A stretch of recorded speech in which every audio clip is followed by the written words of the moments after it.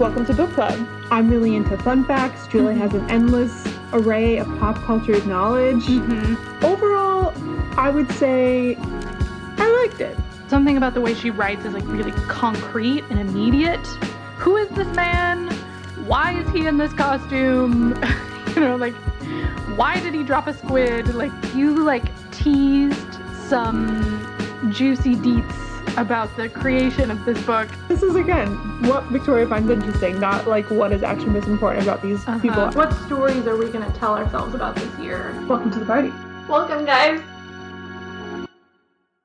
Welcome to Book Club. With Julia. And Victoria. We are two roommates and friends since high school who read a book and talk about it each episode. This is a podcast where we explore new perspectives and use books as a tool for personal and community growth. This week, we are reading The Rosie Project by Graeme Simsion, and we will be talking about the entire book. So if you're a person who cares about spoilers, you have been warned. If you've already read the book or you just don't care about those spoilers, welcome to the party. Welcome! We're back! Season 7, we're back with the books. It's been a bit since we recorded a full-length book episode. It's been a long time. Very excited. Yeah. Especially to be doing this book in particular. Yeah. I feel like so much time has passed since we started this podcast and no time at all. Yeah. We're coming up on our 2-year, which, for a hobby is substantial. There are few hobbies I've stuck with that long. Yeah. At first I was going to say there are no hobbies, and then I remembered I spent about half my life studying the clarinet. So yeah. I feel like, this is probably hobby number 2 on the longevity list. Honestly, yeah. And especially in my adult life. Oh yeah, for sure in my adult life. I'm the type of person who took a 6-week Japanese class and then never touched it again. Yeah. Yeah. Oh, man. I played kickball one summer. Yeah. Never played again. We did kickboxing for a year. Yes. And a half? A year? Oh. It was a year. I think it was less than a year. Okay. Well, never mind. We did it for a substantial amount of time that we bought ourselves our own punching bag in our basement so we can continue kickboxing. Yeah. But let me tell you, I have not punched it in at least 3 months because it's been so dang cold in our... It's been very cold. And our basement is not heated, but that is changing. Mm-hmm. Speaking of cold, when I read The Rosie Project, it was over Valentine's Day weekend. So it's been a little bit since I initially read it. And I just remember it was so freezing cold, and I was I sleep in shorts and a tank top because I get too warm in anything else sleeping. Yeah. But then I'll throw a fuzzy robe on in the morning. But I sat on the couch to read for a little bit, and you come down 3 hours later, and I'm shivering because I'm sitting right next to the window in a bathrobe, and I'm I'm so cold, and you look at me yeah, you idiot, put some layers on. But I'm finishing the book. I'm almost there. You were so excited. I came downstairs and Victoria's face just lit up, and she was like, I love this book. And I, to be honest, wasn't sure if you were wearing anything underneath your bathrobe. And you did you have a blanket? I don't even know. I was like, you're wearing no clothing sitting next to in the coldest spot in our home. What are you doing? But she was having a blast, so. Because it's a good book. Yeah. It was my Valentine's Day treat to myself. Yeah. My partner, we celebrated at a different time because we were not in the same location for Valentine's Day. And so for the weekend, it was just Julie and I here at home. We had plans to finish watching Yuri on Ice, a wonderful anime series together. And we made a bunch of snacks. But besides that, I didn't really have anything else going on. So I was this is my, treat for myself, is I'm not going to do anything but sit and read this, lovely romance comedy. It's very topical. Yeah. It works very well. That, and I made myself cookies, which everyone else got to enjoy too. Yeah. Those strawberry chocolate. Oh, yeah. Yeah. The Neapolitan or whatever. Yeah. I read this book. I've been racking my brain ever since we decided to do this. Mm-hmm. I was like, when the hell did I read this book? Because I'm guessing it was when I was in college, I think. but I can't remember the context. I can't remember who recommended it to me, because I have never read, of my own volition, any other romance novel. Ever.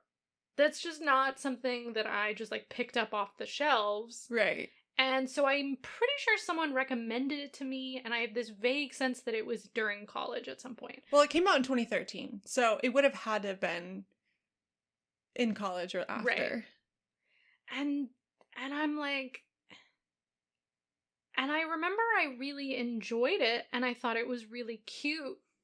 And I related a lot to it, and now I'm laughing at myself because I'm like, I read this book and I did the same exact thing Don did, where he goes and teaches the class about autism and then comes and sits down with his friends and they're like, so did it sound like anyone you know?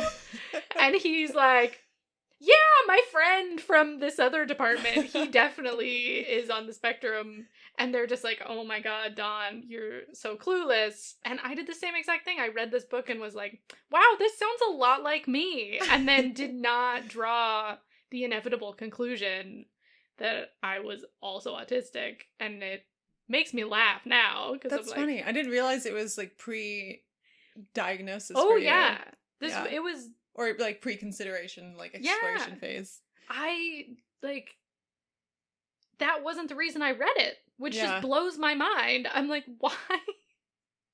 There must have been something in me, because I know even in high school, I had a very strong pull towards any kind of mental disability related story, even if it was really depressing or really terribly represented or whatever. And I look at stories that I wrote in my teen years, and I had a couple that were about people who had this sort of undefined mental disability. Yeah. So maybe that was part of the draw. I don't know. I really don't know. But I did not make the connection to myself at all until years later. And now I'm looking at it and I'm like, oh my god. I do so many of the... We both do Aikido! I laughed really hard at that point. When he's like, there's like a sentence in it where Don's saying like, why engage in chit chat and like, surface level conversation that's 15 minutes I could be practicing Aikido back at home. Yeah. And I'm like, this is Julia. This is Julia!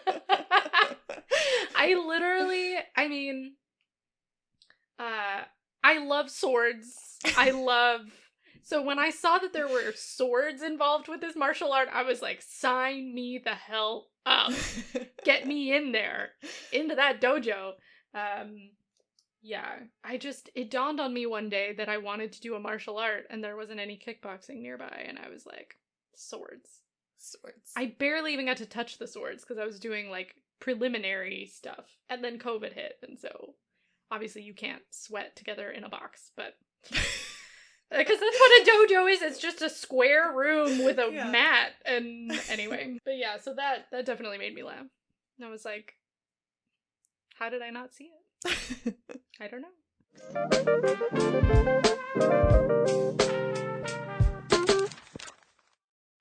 So I hadn't really heard of this book before, so when I picked it up to read, the only thing I knew was what I read on the back cover. And it was interesting to me that Graeme Simsion, his like first career was as an IT consultant, and I'm currently working in / transitioning out of an IT role, so I was like, oh hey, me too. But it reminded me also of like Jasmine Guillory and some other authors that we've talked about on the podcast who are like second career writers. And this is just my limited biased perspective, but I feel often that writers who've had a career outside of literature writing, that publishing world, can sometimes bring like that extra layer to the careers and like depth of experience that their characters have in their novels and stuff. And I know Don Tillman isn't a IT consultant, but it does feel that like Graeme Simsion was like intimately familiar with academia in a way that he could write it, that it was like relevant to the love story. It wasn't just the oh, it's a thing he does on the side and we don't really know what his job is. And he's like, I work at a university, and then you just move on. It's like focused in, and his work actually becomes like very integral to like the plot of the story and how like the characters know each other and stuff. So all that to say, if you're 50 years old like Graeme Simsion and you think maybe I could write fiction, you probably could, and you should write your book. Yeah, we'd love to read it. Yeah, I think it's interesting. The two examples you gave are both romance writers, and like, there's probably something to be said about people who have lived lives outside of being writers writing romances, because, like, the majority of people who fall in love are not writers. You know? Yeah. So, like, in order to give a good representation of, like, how people fall in love, I think it's an asset. Yeah. To have done a different career. So a little bit more about Graeme Simsion. He is an Australian author. I think the second Australian author we've covered on this podcast. Yeah. Graeme Simsion is a screenwriter, playwright, and after a career in data modeling and IT, Simsion started writing fiction around the age of 50. He started screenwriting and producing a film. He did like a full-length, like 90-minute film, like just on his own. He was inspired by reading Joe Queenan's The Unkindest Cut. And Simsion said in an interview, quote, "We cast friends, borrowed equipment, and managed to spend way too much on what turned out to be a pretty mediocre result. But a seed was planted. And in the next 5 years, Simsion wrote a stage play that was what ended up being the Rosie Project, realized that he wanted to make it into a novel, and eventually, in 2013, the Rosie Project was published and was a big hit in both Australia, the US, the UK, and kind of launched his writing career. He followed it up with The Rosie Effect in 2014. He wrote a couple other novels and then wrote The Rosie Result. So this is part one of a trilogy about Don Tillman. And one of my favorite bits that I learned is that his wife, Anne Buist, is also kind of like a second career writer. She was the one who had originally drafted that screenplay he produced. It was based off of a script his wife wrote, and they are publishing a sequel, Two Steps Onward, this year. It's a sequel to their first book they did together, Two Steps Forward. It came out a few years ago, but they're a co-writing duo. It's so fun. I love it. I'm like, I want your love story. That's a fun retirement project. Yeah. I don't remember exactly what her first career was. I think it was psychology. It might have been in academia. Like, that might be his kind of entry point to understanding the world that he writes Don Tillman in. But yeah, he's an interesting guy. Yeah. You can find him on Twitter. So this book follows the journey of Don Tillman, who is an academic. He sort of looks around his life and he realizes that he doesn't have a lot of people in it. And just his friend, Jean, which I just realized, isn't Jean a geneticist? Yeah. Oh my god. That's a terrible pun and I just picked up on it. I thought that too. I was like, that's funny, but also seems like way too obvious. Way too on the nose. Yeah. Anyway, because it's spelled like gene, like genome, Gene. And he's like, I have all the qualities that women seem to be looking for, and I would really like to have a serious relationship, but I don't really know how. And his friend Jean sets him up with women, and it always goes terribly, and so he's like, I need to turn this into some kind of data collecting experiment to try and figure out a way to optimize how to find the perfect wife for me, or the perfect woman for me. And so he starts this thing called the Wife Project, which is basically just a very long questionnaire of, like, do they fit certain qualifications, and they have to meet a certain score in order to, like, be successful or whatever. And then he meets this woman named Rosie who, like, just totally demolishes the Wife Project. She doesn't fit any of the things that he thought were important, but he had fun, and she needs his help finding her real father, or so she thinks. And so he deludes himself into thinking he's doing it just because of the academic side of the project. They sort of go on this covert operation to, like, test, like, 40 different men's genes in order to find her real father, and they end up falling in love, and it's very cute. Yes. Hijinks ensue. Hijinks ensue. He learns a lot of new things, and they learn how to communicate, and it's cute. He's portrayed as this very schedule-oriented person. He, like, makes his life very efficient for the things that he finds, you know, pleasure in, you know, focusing on things like, I'm going to practice Aikido, and, like, I don't want to sit and talk with a stranger for 15 minutes and make small chat. Like, no. And I particularly enjoyed his approach towards cooking, where he has, like, the same thing every Monday it's the same thing, every Tuesday it's the same thing, and so then it, like, maximizes his ingredients, because then he doesn't have a bunch of random ingredients, but he makes, like, these, like, gourmet involved meals that sound delicious. And in my he has lobster every Tuesday. My background research, Graeme Simsion, I don't know who he worked with on it, but put out, like, a kind of a companion book, but it's, like, a recipe book using Don Tillman's recipes that they, like, discuss in the book. So that's really funny. Yeah. Something I didn't say in the summary that I assume is obvious based on how we introduced the book, but Don is autistic. Ah, yes. We should probably say that again. But he doesn't really know that he is, though. He knows, like, I'm considered weird, and I think other people are weird because I don't understand them all the time, and I sometimes have sensory overload, and a lot of things that he just hasn't quite pieced it together or named it for himself. Yeah.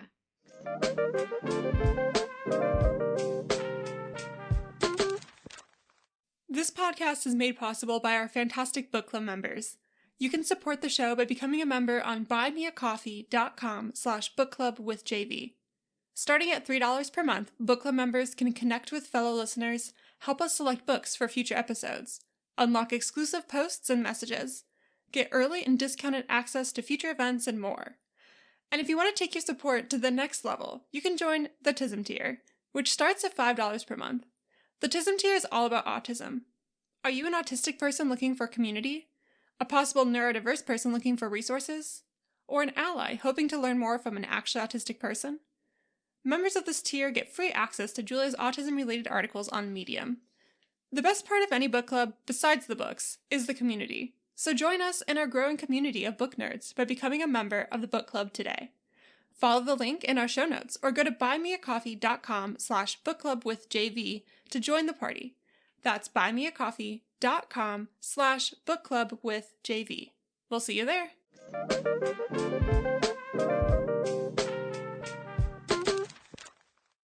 They make it very clear to you by, like, having him substitute teach, like, a group of students and their parents about autism, and he's supposed to pick up from context clues that that's what he has, but he obviously doesn't. Which I think leads us very nicely to our first topic, which is the way that, like, the entire book is just dramatic irony. The entire book is the reader and all the other characters in the book, except for Dawn, know a lot of things about him that he does not. Or they know, the reader knows what Rosie is trying to tell him, and he doesn't get it. And so he has a different interpretation. Or, like, he walks into a gay bar and you're given, like, some indicators at the beginning that the bouncers think he doesn't know what this place is. And so they're like, are you sure this is where you want to be? And he's like, yeah, I've been to a bar before. And he walks in and these two men walk up to him and he describes what they're wearing. So you're like, oh, okay, I know who these people are. But he's like, wow, they're so friendly. They want to buy me a drink, you know? And so then you have a little chuckle to yourself. And situations like that where you're like, oh, I understand what people are trying to say and failing very badly to say. And Dawn isn't getting it. And so you're sort of following him as he tries to navigate and uncover those unspoken things that everyone's trying to get him to understand. Yeah. Usually I'm not a fan of dramatic irony. Yeah. In high school, I think it was our freshman year literature course, we were learning about the different types of irony used in literature, and dramatic irony, when the audience knows something that one or all of the characters doesn't know, is the pinnacle example usually is Romeo and Juliet. And that's what we read as kind of the example of dramatic irony, of like, the audience knows that Romeo sent a letter, but it didn't get there, and then the audience also knows that Juliet is faking poisoning herself. Or maybe the letter Juliet sent, Romeo didn't get it. I don't remember. Juliet's not dead. That's the most important information. And that, we all know that, but Romeo doesn't. And he comes in and he kills himself anyway. And then Juliet comes out of her little trance sleep and was like, oh no, he died. And she kills herself too. And the whole thing could have been avoided if people just talked to each other, or maybe thought a little bit before killing themselves dramatically. Anyways, sorry, this is not very elegant in my speech right now, because I just don't find it that interesting. And I also get really uncomfortable when, like, whenever humor is, like, because someone doesn't know the social rules, makes me super uncomfortable. Yeah. Like, that's not funny to me. It took me, like, years to ever even kind of like the movie Elf. Oh my gosh, do not get me started about the movie Elf. Elf gets me on the floor in a ball, like, on the verge of tears or screaming or something. It makes me so unbelievably uncomfortable, because the whole thing is just you laughing at his expense, because he is breaking so many rules so blatantly and so loudly, and no one will tell him, and it's just, oh my god, it's so uncomfortable. Yeah, or everyone tells him, but, like, not in a way that he, not in an empathetic way that he can, like, understand. They just ridicule him. Yeah, it's... Yeah. Yes. So I have a hard time with that movie. Obviously, Julia does too. Yeah. This, back to the book. All this to say, I don't typically like dramatic irony, but when Julia pointed out, oh yeah, this book is all dramatic irony, I was like, you're right, and I actually like it. Yeah. Because there's context for it, and it's not at Dawn's expense that we find it funny. We find it funny because we're like, I relate. Like, oh my gosh, that is a really weird phrase we say. Yeah. And we don't always understand each other. Or, like, Dawn is just a very lovable character in many ways. And so it's, like, frustrating when, like, you're frustrated for him. Like, you're on his side, I guess, through it all. And it's told from his perspective. And the dramatic irony isn't like, oh, look how, you know, stupid Dawn is. He just doesn't get it. It's more like, see these weird ways that we communicate and that neurotypical people expect everyone to understand. But in reality, a lot of us don't. Neurodiverse and neurotypical don't always communicate well. And the phrases we use, like, tell me something I don't know, like, sarcastically, if you don't have the subtext of what's going on, like, Dawn responds with a fun fact, which I think is a really great fun fact. It's yes.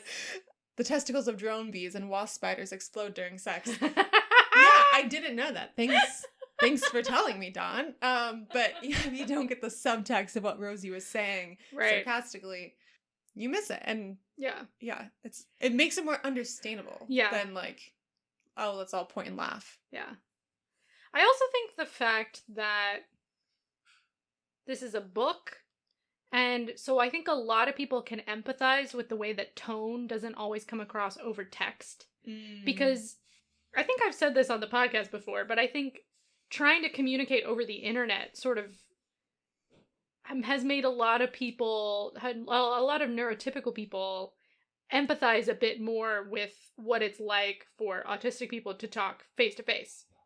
Because you're getting the same amount of information that I get in person.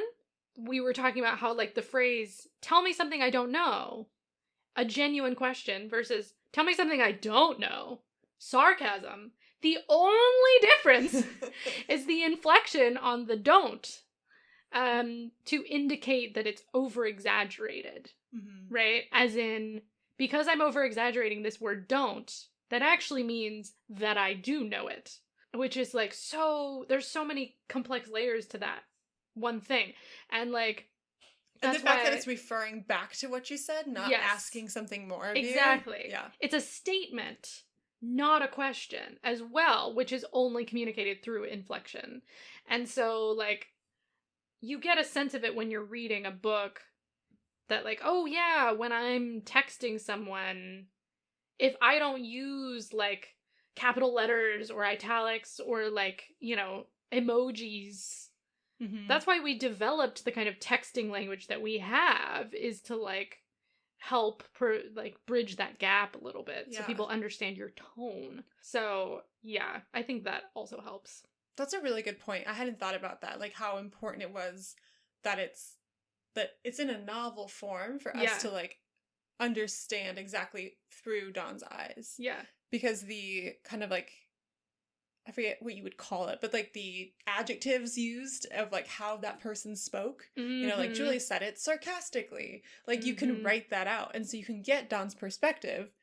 The line is, tell me something I don't know, said Rosie for no obvious reason. Yeah. Like it gives it gives you, like, Dawn didn't pick up any inflection there. Yeah. That was, you know, to let him know that, you know, it wasn't like, said Rosie sarcastically or, yeah. Or it didn't italicize the don't, which is, I think, how other authors would do it. Which makes me kind of nervous because I know they've been trying to make a film adaptation for a while, and I'm very curious how you would make this story translate to screen, because it, like, in order to make sure that it retains that perspective so that you empathize more with him, because in the case of a film, the audience would be using their own eyes to see these people, not Dawn's. And so you'd have to do some pretty clever kind of editing and, like, angles and, you know, the language of film to, like, make sure that you get that viewpoint exactly right, and that would make me kind of nervous. But the other thing that's so aggravating in this book that I think all readers end up empathizing with, and correct me if I'm wrong, but you get so frustrated that no one tells him.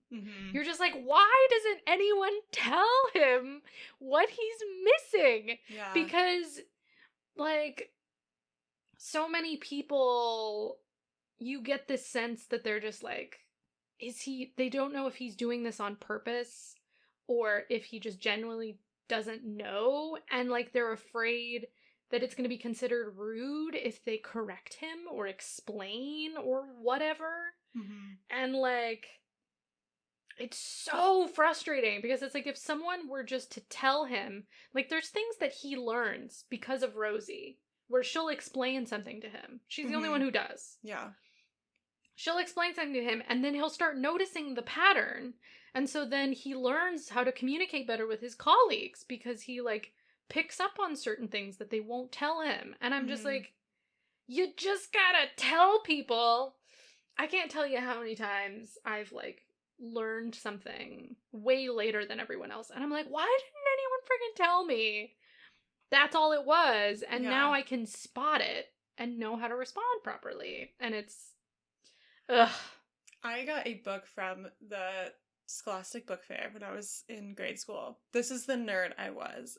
I had my mom get me the Scholastic Book of Idioms. Oh my gosh. And I'm pretty sure I got a dictionary and a spelling, like, oh my god, thing as well. It was like a whole set, but I was really excited about the Book of Idioms.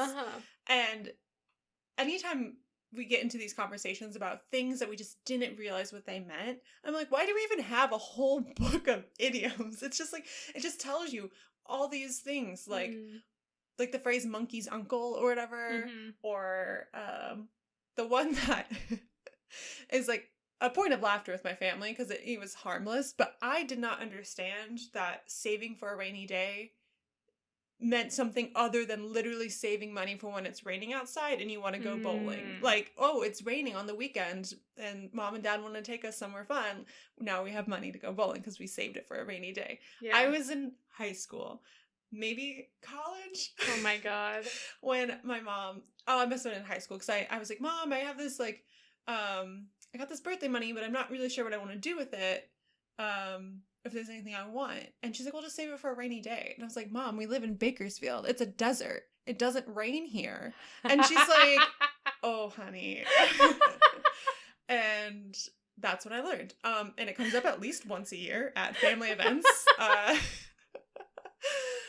yeah, there's just like all those little things that we don't pick up. And I think part of it too, similar to, we've talked before, words that you've always read, but you never quite learned how to say them or quite what they mean. I attribute many of those like flubs in my understanding of what things mean to the fact that I just read a lot. So I'm always like, yes, I know what you mean. Mm-hmm. Nod along because I'm well read and I've heard these words before. But it's like, I don't know what that means. Yeah.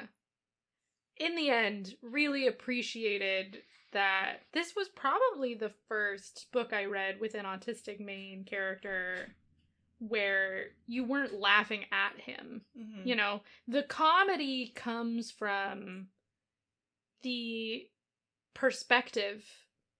The comedy comes from his perspective and the realization that people say weird things.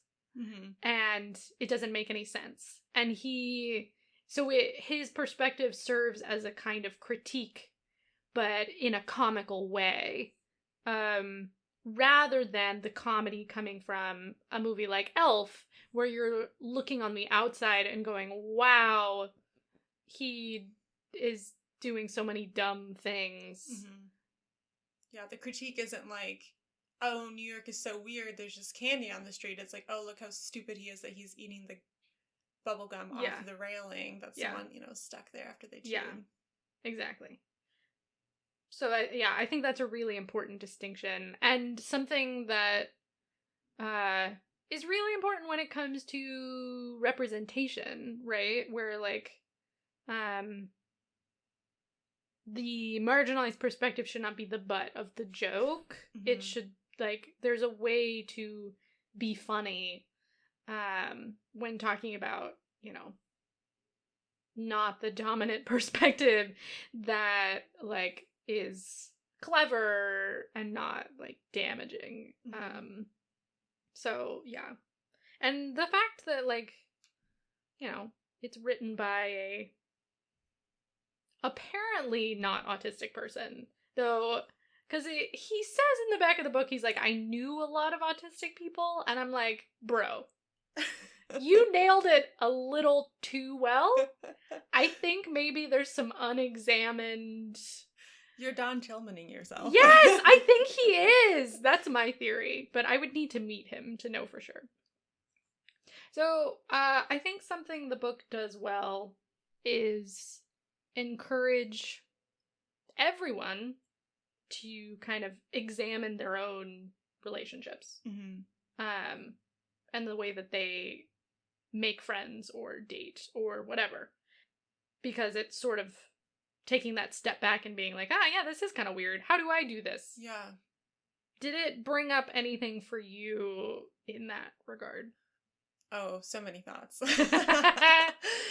One of my, like, first, like, crushes, like, do you like me, yes or no, note passing in class. Mm-hmm. I marked yes to his note and sent it back, and then we were, like, a little bit of a thing for I want to say days. Like, it wasn't even that long, but in the note passing, I said, yes, I like you, but I don't want to date until high school. What I meant in my mind was I don't want to date anyone. Like, I'm not open to dating right now. Uh-huh. I am a child. I am 8. And I was a little closer to high school than that. But I was still like, I don't want to date until I'm in high school. Right. The person interpreted it as, we are an item, but we will not be official until we are in high school. How does that work? Like, I like you, but let's not date until high school. Okay. But instead of like, let's, I just said, I don't want to. Right. So there was a clear misunderstanding, but of course, like, juvenile communication skills going on. And there was more note passing. And like, I mean, what makes me laugh is that I was like, this person's so great. And we have such good conversations. And I remember like this one day, like, at gym class, we had like just free time outside, basically. There was no structured activity. We just like walked and talked. I'm like, wow, we communicate so well. And then I was like, the realization that this person was going around telling people like, yeah, we're basically dating, but it's not official yet. I like panicked and then like wrote a note. Apparently my communication skills were not great to bring it up face to face. And wrote the note being like, yeah, we're not a thing. Sorry, bye. So yeah, that was one of the earliest memories of communication gone awry. Thankfully, I've graduated beyond note passing and use use more words nowadays. But it made me think also of many of the conversations I've had with friends who, like myself, have spent time at all on dating apps. Oh yeah, where you basically have Don's wife project questionnaire to fill out. And especially the apps that, I mean, it's been a couple years since I've been on them, but back in my day. And I know many apps still have this feature where you can filter out certain characteristics. So you can be like, absolutely no smokers. Yeah. You can be like, absolutely no one who wants kids. Yeah. Or you can do it by race, which gets like... That gets real dicey. That's the conversation that comes up. It's like, or like religion. And even then, like, when you say that you were quote unquote spiritual in your bio, that can mean so many things. Right. Or like for myself, you know, I would say I'm a Christian, but there are many Christians who'd be like, I don't jive with whatever you're doing over there. Right. And so it's helpful in a way because you're like, okay, I can make sure that I'm only dating people who live around me. Like, I don't want to start a long distance relationship, or I want to have kids someday. That's important to me. Talking about this book now, and I look back on the way that I tried to make friends in college, something I've said many times, I did not know how. I did not know how to make friends. I didn't know how I had made the friends that I already had. You know, it was sort of like we were both, me and this friend that I had made as a child or in high school, were both already very weird and saw each other every day. And so it was like, well, us weirdos have to stick together, I guess. You know, I had no concept of how one goes about making friends. And so what I did was I analyzed the relationships I already had and tried to find some unifying characteristics, you know? So like, what are some things that I have in common with all of my best friends? And the number one thing on there is books. And I was like, well, I guess I have to find book people. That was... Bring me the book people! Bring me the book people! And I was like, okay, so where do I find book people? I was like, well, I'm an English major, so I can find them in class. A lot of those are assholes. I was like, okay, well, I have some special interests that have a lot of overlap with books, so like maybe I could find there. And I had grown up going to Christian schools, and going to church until a certain point in my teenage years. And the friends that I had made in those Christian spaces were all big readers and like deep thinkers. And I was like, okay, well, maybe I need like a Christian space. And they were all, for the most part, very shallow people who did not like books. And I was like, well, what's going on? I don't understand. All the things that I did before didn't work. And I had these sort of qualifications in my head of what I needed to find in a friend. And I think it really started to click for me when I went abroad, and I realized when I came across some pretty stark cultural differences, and I was interacting with people from multiple countries, and I could not predict who I was going to click with and who I wasn't. And I had to do some adjusting. I mean, one of my best friends from London, who I'm still pretty close with, my first impression of her was like, no.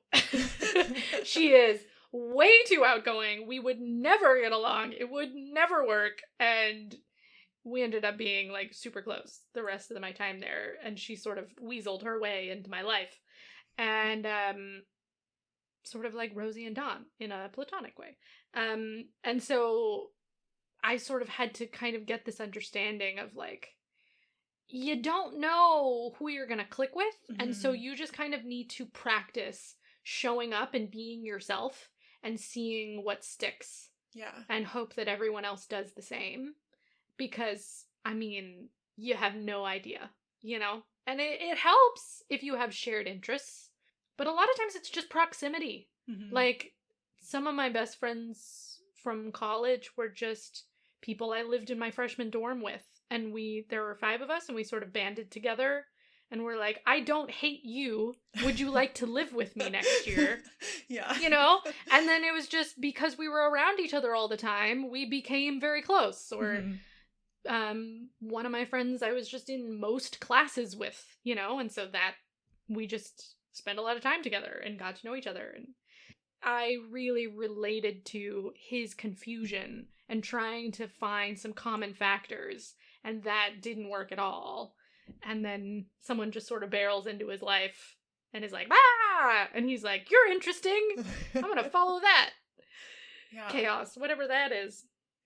This was something I was thinking about the other day. I was getting very sentimental with Varun. And I was like, isn't it crazy that, like, we met on a dating app. Like, we were in a space that both of us were like, hello, I would like a relationship. This is me. Would you like to talk? But otherwise, it could have been as easy as I didn't go on a dating app that day. Yeah. And I was, you know, shown a different picture a different day. Or I misjudged something and was like, I don't know. Or, you know, if we actually had several false starts of trying to schedule an actual first date. And then he ended up being out of town. And it also makes me laugh because he suggested getting coffee at like 8 a.m. before work. I was like, do you know me? Oh obviously God. He didn't. It was our first date.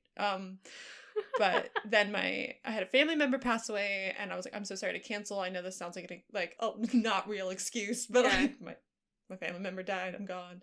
And like of all those things, if we hadn't like pushed through, or if, you know, the chance meeting almost as it were wouldn't have happened, you know, we would have been fine, I'm sure, but we would have missed out on this really great relationship we have now.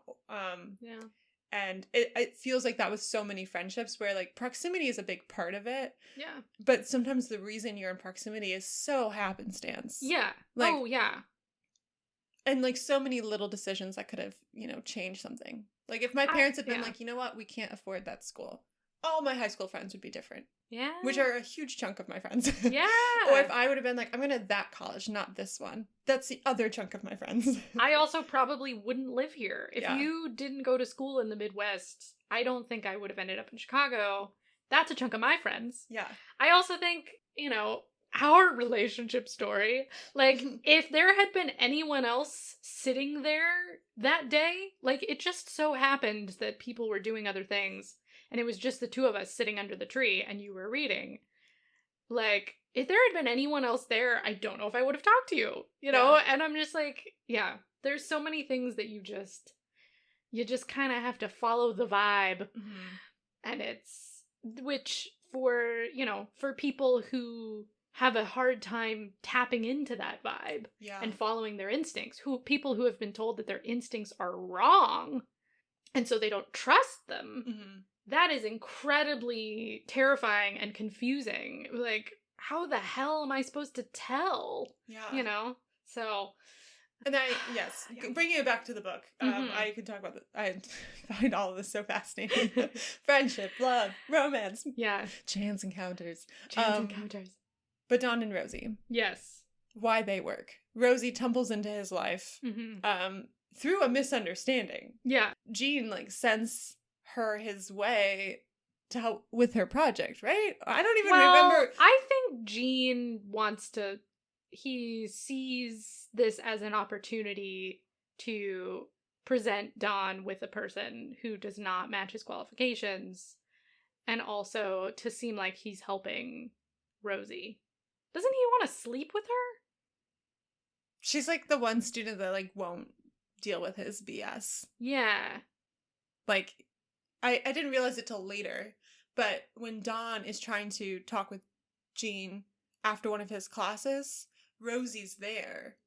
And she's the one he's like, oh, like, let's get coffee and chat more. And she's like, no, like, that's not what I'm here for. Like, I don't remember where I pieced it together later, but it was like such a small callback because it is all from Don's perspective, and he didn't know Rosie at the time to be able to identify her. But yeah, so Rosie and Don, breaks so much of the mold that Don thinks he wants, but there's also some parts of it, and I think he's already starting to unravel where, he says no drinkers, but he drinks. Yeah. And he's like, okay, maybe drinks sometimes. And I appreciate the line later on in the book when he realizes, like, he wasn't looking for, the questionnaire wasn't to find someone that he could accept, but it was to find someone that would accept him. Like, he was like, these, like, subconsciously, he's like, these are all the things that might be a reason someone doesn't want to be with me. Yeah. So I need to make sure we're aligned so I can find that person. Which was, like, also kind of sad. Yeah. It's like, Don, you are worthy. Yeah. Sort of two things that I get from them is, like, number one, Rosie's, I said this already, but Rosie's really the only person who explains when she's joking. And she doesn't every time. Sometimes she just laughs. Or if she's being sarcastic. Or if she'll say, like, rhetorical question. Like, she's the only one in his life who will do that. Yeah. And I think that's a huge part of why he feels this sense of intrigue. And, like, he can actually talk to her. Even though he finds a lot of her external qualities very stressful and confusing, he still understands her more than other people because she actually takes the time to tell him. If there's context that he's missing. And again, not every single time, but more than other people will. And, like, specifically, you're contrasting her with Gene, who, like, everything he does with Don is just for his own personal amusement. And Don has no idea, and it pisses me off to no end. I hate him so much. Yeah, Gene is... He sucks. We don't even have time. We don't want to go into it. Ugh, he's not worth it! So the way that Don is just so straightforward, he doesn't have an agenda, disarms people because they assume he does in some ways. And they assume a lot of people do. And Rosie's the type of character who's, like, she's, like, had it up to here with anyone who's got an agenda. Like, she doesn't want to, like, mess around with Gene. And she's like, you're a professor. Like, answer my question. Like, don't put me through this. Like, show me some respect. And she wants to be, like, appreciated for who she is. And she has all these qualifications that actually make her more aligned with the type of person that Dawn is looking for. Like, she's a student. She's highly educated. She's incredibly smart. And, like, he doesn't find this out till way later because she's just like, it wasn't important to tell you because I am also, you know, what he calls a barmaid. She works at a bar and that's part of who she is and she owns it. And I think that Dawn not having an agenda and just being able to be straight with her is, like, the type of person that Rosie needs. It's hard to imagine her with anyone else, really. Yeah. That was gonna, like, be smooth or anything. Yeah. Yeah, I think, this book does an excellent job of showing the strengths of autism and that sort of autistic communication. He, like, things that you can tell that she appreciates about him. Like, he has a really good memory. He's very dedicated. He's very open and direct, like you said. He's very thoughtful. You know he cares very clearly. And when his goal in anything he does is the thing in and of itself, you know? And that's something that I and my autistic friends talk about all the time is, like, how that sort of disconnect between us and other people where, like, people suspect us of meaning things that we don't mean, or wanting things that we don't want, or whatever it is. But then also there's kind of that expectation that we should do that we should, anything we do in the workplace should not be because we want to do it and want to do a good job. We should also be trying to get a raise or get a different job or network with people or make connections, or there should be another thing that we want besides the thing itself. And I genuinely don't. I will only do the thing if I want to do the thing. Otherwise, I won't do the thing. And it has made work relationships very complicated because I'm like, that's dumb. I'm not going to do that. And they're like, but you gotta. And I'm like, there's literally no point. Why would I want to do this? And they're like, because it makes us look good to this person. I'm like, I don't give a shit what this person thinks. That thing is not worth it. I don't talk like that to my boss, but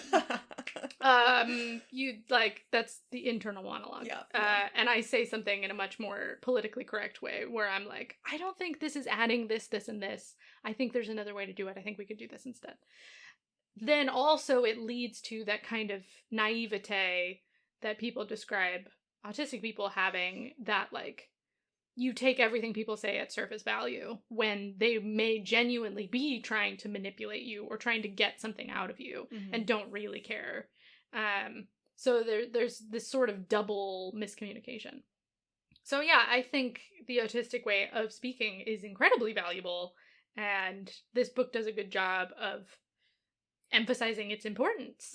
And having that be his strength in how he helps people and like helps resolve conflict in a very direct way. And doesn't he like literally have a sparring match with Rosie's dad to get him to take her to Disneyland or something? Yeah. And they end the conversation and they're like, well, problem solved.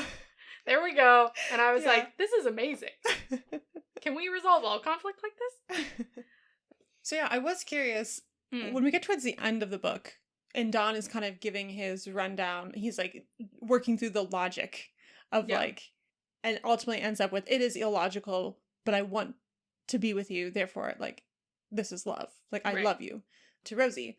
He starts with kind of the premise that autistic people have a problem with empathy, which also makes me think, is he starting to associate with himself with autism at that point in the book, or recognize himself as autistic? And I was curious your thoughts, because we've talked about this before. I don't remember if it was on the podcast or off mic, of the assumption that from the neurotypical lens that, autistic people have a problem with empathy. Yeah. They can't be empathetic, or they have a hard time. Yeah. Okay, well, there's a couple things that this time around really frustrated me about the book that I didn't really pick up on, I think, the first time I read it. The first one is something called the double empathy problem, which is that neurotypical people and autistic people have two different ways of expressing emotions, and we tend to understand other people's emotions when they are expressed in the same way that ours are. So we both have the same emotions, and in some cases, autistic people's emotions are actually felt more strongly, but the way that they are expressed are different. And so empathy is basically your ability to understand what other people are feeling and then, feel a semblance of it in yourself, right? And it's the way that we like maintain human connection, and it's very important, right? But if you express and receive emotion in different ways, then it's sort of like speaking two different languages at each other. And so no one's understanding. But because neurotypical people control the narrative of what empathy is and what emotional communication looks like, they then assume, because autistic people don't communicate in the same way, that they just don't have emotions or can't understand other people's emotions. But when you have someone who's able to kind of translate between the two, you discover, like, oh, we actually do feel things very similarly, and autistic people can have an incredible amount of empathy. Autistic people tend to have higher empathy for animals than humans. Initially, as kids, because, like, they're easier to understand for us. And whereas humans are often completely misunderstanding a lot of animals. And I remember hating some kids that I was in the same circles with when I was little because of the way that they would, like, treat their dogs. And it's not like they were hurting them necessarily, but I was like, your dog clearly hates that. How can you not know? But they just didn't. They thought they and the dog were having fun. And I was like, no, that dog is not having fun. That dog hates you. You don't know that. And so that's part of the problem, is, like, autistic people have a lot of empathy. It just, we're missing each other. It's sort of like, you know, those really cringy missionary stories where they show up to this people group and speak a different language and make all these assumptions about the qualities of this indigenous people group when, you know, or like you hear about conquistadors showing up and talking to the Mayans, and then they just kill them because they're like, oh, well, clearly you're savages. And it's like, no. It's like, oh, they think we are gods. And they're like, no, in our culture, that's just a respectful thing to say to someone new. Exactly. That's how we talk to strangers. Like, they're, you know, it's sort of like that. So it's more of a cultural language difference. And then the other thing is something that really irked me this time is that Don doesn't believe that he can feel love, and everyone else sort of goes along with that. They're like, oh yeah, he doesn't really have feelings. And I spent a few years of my life being pretty convinced that I also didn't have feelings, because I was like, I don't feel them. So how do I know that they're there? And what I've learned after several years of therapy is that that's a trauma response. When your body shuts down an emotion before it can happen, that's because your body has been trained to believe that you will be socially isolated or rejected or physically harmed even if you express it. Either because the way you express it, people think is wrong. A lot of times the way autistic people express their emotions seems really weird to other people, or frightening, or loud, or aggressive, whatever. Or just, like, weird, you know? Like, oh, you rock back and forth when you're happy? That doesn't make any sense to me. Therefore, it must be bad. You know, stuff like that.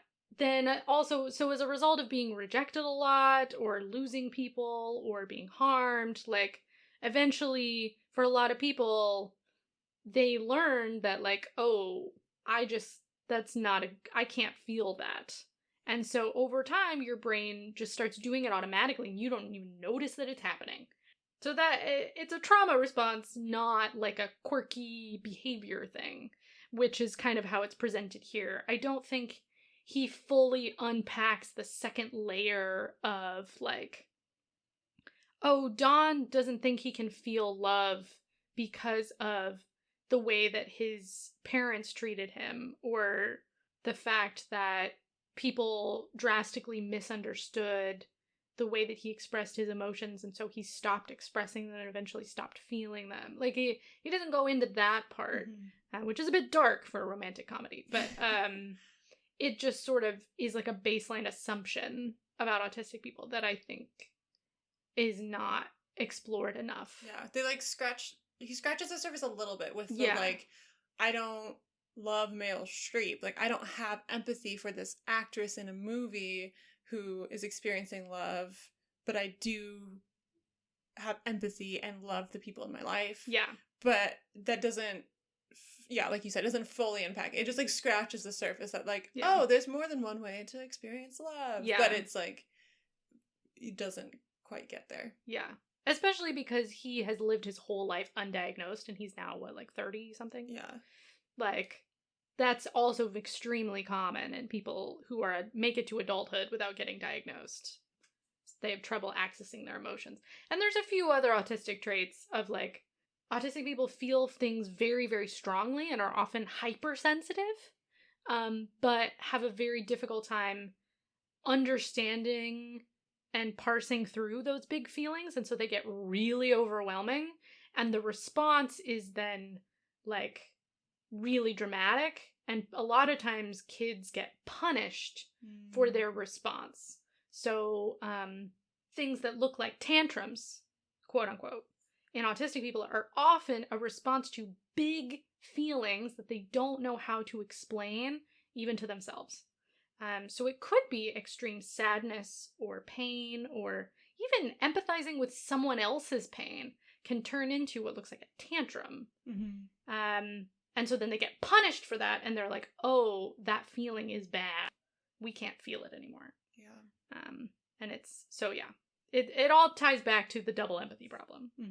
That's my TED Talk on emotions in different neurotypes. Thank you for coming. Yeah. So what did we learn? What did we learn? I think this perspective is incredibly important because, as we've discussed before, it's important that we see a diversity of characters in books we read, but especially when it comes to relationships and romance, even platonic friendships, that we have more than one example of what that looks like. Yeah. And, you know, there are likely so many autistic people that are like, Don's experience is really not my experience. Yeah. And if... He's a little exaggerated, in my opinion. If you haven't read any experiences of autistic people, like hopefully if this is your first one you read, you read more. And the more romance and the more fiction and the more books in general we have with a diversity of opinions and experiences and point of views, the more we can see ourselves and then also see where we carry assumptions that we shouldn't. Where something that you might have been like, I thought everyone knew what that phrase means or what it means when someone looks at you this way or says this thing, and then you realize like, oh, there's a lot of ways to see the world. There's a lot of ways to be in relationship that are very valid. And I think especially when it comes to the romance world, I haven't read a ton of romance fiction, but growing up as a female in America, inundated with like, this is how it's supposed to look like. And it's actually a conversation I had recently with my partner of like, why do people have like expectations of what their proposal should be like before they even know the person they're going to be with? Yeah. Like, why do they set that? And I'm like, I think it's because for many of us females, we were raised being like, marriage is important. It is something you're going to do. And subconsciously or unconsciously, we're told this is what makes you valuable. Yeah. And this is a story that you're going to tell for the rest of your life. So it better be a good story. Yeah. Of like how you were proposed to. Yeah. And so it's kind of like put on this pedestal. But if we can see more and more stories of like, oh, romance doesn't mean Casablanca. Like the one scene where he tries to take all of his knowledge of romance movies and like do the best proposal. It's like he wasn't true to himself. Yeah. And it didn't work. Yeah. And we can't just keep like parroting these ideas of love if we're ever going to be experiencing love. Yeah. Yeah. And I think, or even just providing an alternative perspective on the experience of dating from, you know, someone where it's not natural for them, I think is a good opportunity for people to kind of examine their own behaviors in romantic relationships and exploits, you know, and be like, yeah, why do we do that? And sort of emphasizing like everyone in Dawn's life, all of their relationships are improved when they communicate more clearly.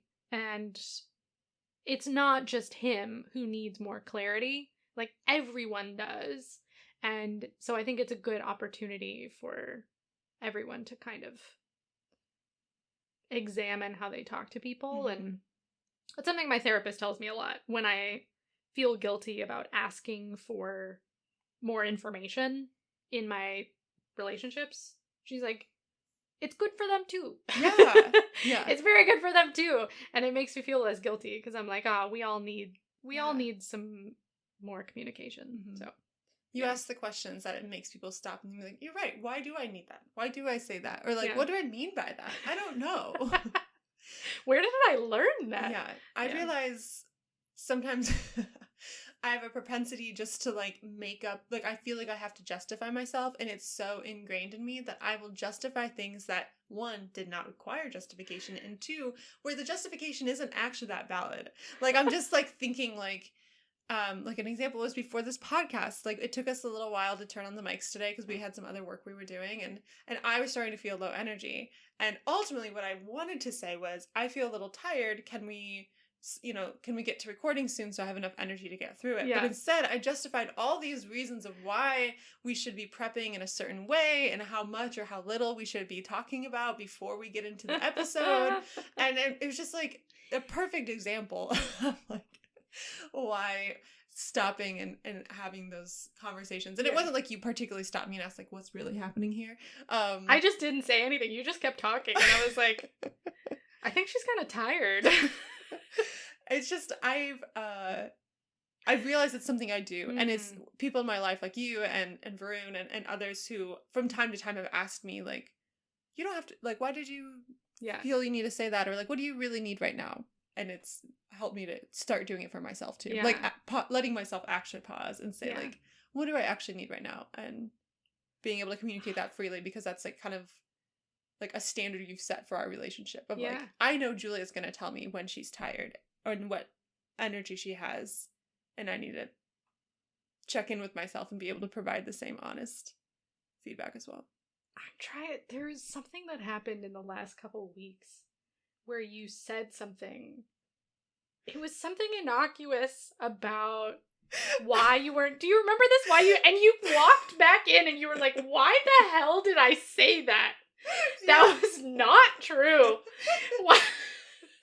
And I was just sort of sitting there confused, like, what's happening? And you went through this whole crisis in your head of like, I just made something up in order to justify why I did something that you didn't even need to know about. Why did I tell you that? It was fun to watch.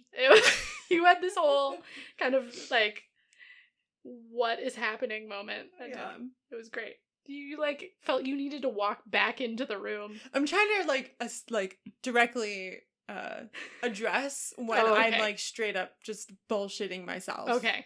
And if someone else is involved, sometimes they also have to be privy to my... So it helps to like say it out loud. Yeah, to recognize like, hey Julia, I just told you a straight up lie for no reason. Yeah. It was so funny. Oh my god. Yeah, I loved it. You were, growing pains. You're figuring it out. So, all this to say, communication is key. Yeah. All of us NTs can learn a lot from autistic communication. Absolutely. Are there any little the shout-outs and shutdowns? So we're starting a new little segment of this podcast where the little bits that we don't have a chance to throw in there in our overall, more directed analysis of the book. So I just want to shout out the bartending scene. Oh, yeah. Absolutely loved it. That's a gold. Makes me want to go learn mixology and just make some of these drinks. They sounded wonderful. Yeah. Another shout out to the scene where they go to a baseball game in New York and Don is like, I hate this. Why am I here? This is not important. And then he really gets into the baseball stats with the guy sitting next to him and they become friends and then they like meet up later. And I'm like, this is beautiful. Loved it. Oh my god. Yeah. There's just when the proposal doesn't go right and the waiter comes over and Dawn just says, there has been a disaster. And the waiter's like, oh no, what happened? He's like, no, a personal one. And he's so calm. And because the waiter's like, oh no, what did I do wrong? And he's like, no, the food's great. There has been a personal disaster and we will be leaving now. And it just tickled me. I absolutely loved it. Oh yeah, I do have a shutdown. The scene where he is talking to... Jean asks him to sub in to talk to a group of parents who have autistic kids. And he starts talking about the genetics and some possible strengths and weaknesses of having autism. And first of all, the way that the kids respond felt very inauthentic to me, and I didn't find very funny. I was like, I don't think we would do that. I don't think kids in general. I don't know. I was like, this doesn't feel real. But then also the way that the other person there who like seems to be running this program, whatever it is like genuinely surprised that Dawn thinks that there are strengths related to autism. I'm like, you're the one teaching them. Yeah. And you don't think there are any strengths? Of course these kids are gonna hate themselves. It really pissed me off. I was like, and it's pretty accurate. That's the way a lot of people who work with autistic kids are taught. It's like drilled into them. You have to overcome this thing. Yeah. This is a thing you have to overcome, and it's like, no one's gonna accept it. And there's nothing good about it, and we just have to fix it. Which is a whole other issue. But yeah, so that whole scene kind of made me angry. But anyway, that's my shutdown for the day.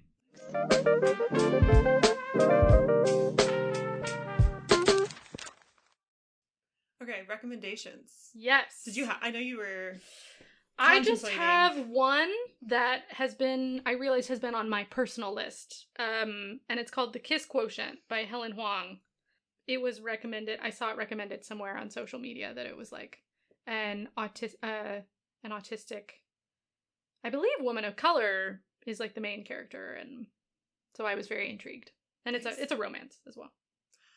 My recommendation, another one, I haven't read it yet, but I'm looking forward to it. It's one of those books that I heard about it once and now I see it everywhere. Act Your Age, Eve Brown by Talia Hibbert. Talia Hibbert is a British author who's also autistic, and she was interviewed on the Reading Women podcast.